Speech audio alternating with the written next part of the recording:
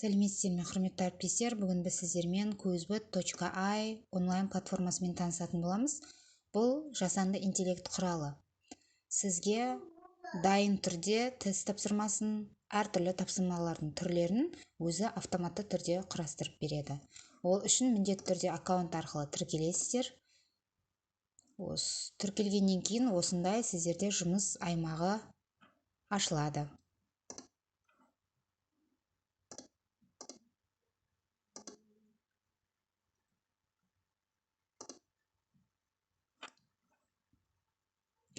Мінекей, шаблон ашылғаннан кейін сіздерде әртүрлі формалар берілген тапсырмалардың, осының ішінен өзіңізге қажетті форманы таңдап аласыз. Және де бұл жерде бұл жасанды интеллект құралының негізгі артықшылығы сізге дайын тапсырмаларды құрастырып береді. Ол мәтінді қойсаңыз болады, мәтін жазылған сілтемені қойсаңыз болады, немесе видео арқылы мәтін құрастыруға команда берсеңіз болады. Мен тест тапсырмасын және создание вопросов из файла батырмасын басамын. Сол кезде осындай терезе ашылады.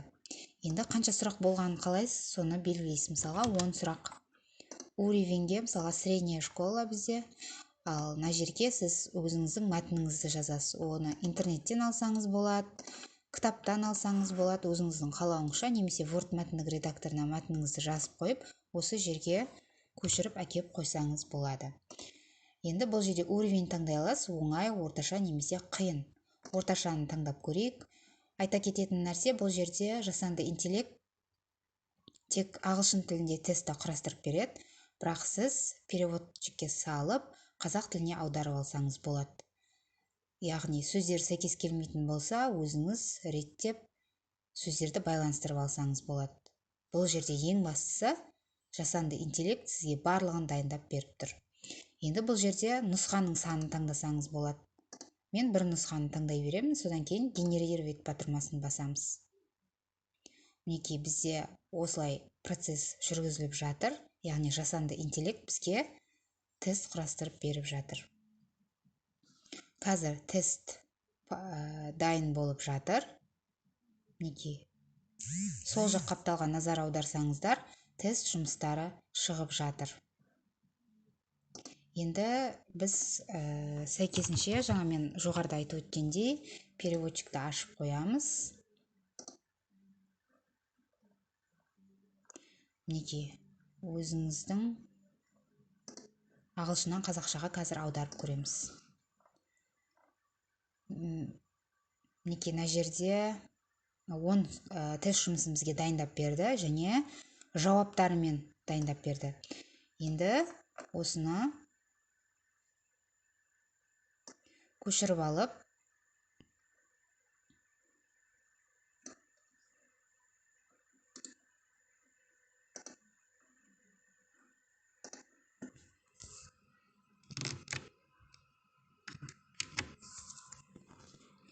переводчикке қоямыз.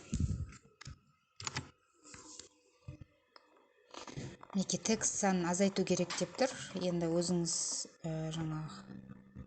мен жауаптарында переводчикке салған тұғым, жауаптарын әзірге өшіре тұрайын. Жауаптарын бөліп жасасаңыз болады. Жауаптарын болсын, сұрақтарын болсын, әр бөлікке бөліп, бұл переводчиктің де өзінің стандарты бар. Яғни 3900 символдан аспау керек екен.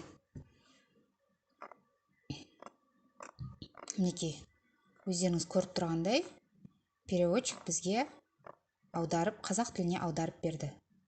Мысалға, мына жерде бірінші сұрақ: информатика термині нені білдіреді? Мінекей, 4 вариантта сізге дайын тестті жасанды интеллект құрастырып берді. Яғни, осы QuizBot платформасын пайдаланып көріңіздер. Сұрақтардың, шаблондардың әр түрін таңдап көріңіздер. Бұның ішінде